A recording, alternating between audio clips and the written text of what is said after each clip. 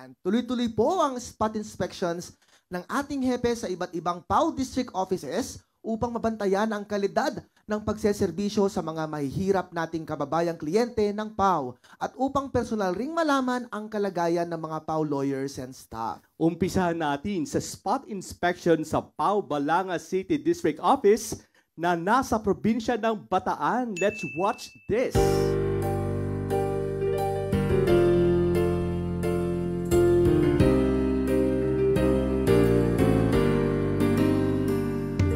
Gaano kaya ang pag-ibig mo sa inang bayan? Tingin man ng luha, pag-uusig at pagkaramdam. Walang makapipigil sa alab ng pagmamahal. Buhay at tunong may alay Sa tinubos